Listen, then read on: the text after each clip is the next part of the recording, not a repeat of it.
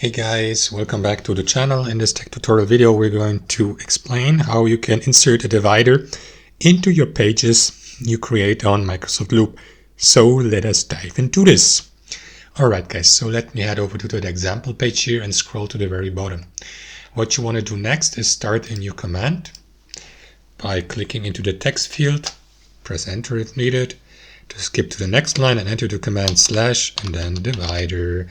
You will see that suggestion here, click into it, and that is going to create that divider. Now what you can do guys is use that handle here on the left hand side with these 6 dots, click into it and drag the divider to your position on your page. So let me divide that task list here in that Kanban board, release your left mouse, and there you have your divider. That's how it works. Another option would be to simply use the dash key or button on your keyboard and to press it to create a line like this.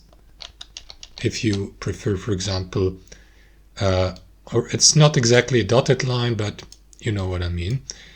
And if you prefer dotted line, skip to the next line and press the dot on your keyboard and get to the right border of your text field and stop pressing that button.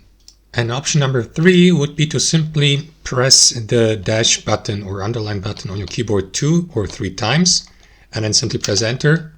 Let me do it again. And there you go. If you press it 3 times, it will automatically convert these 3 lines here into a straight solid line like this as a divider. Guys, thanks for watching and hope you enjoyed it, got some value from it, and we catch you later.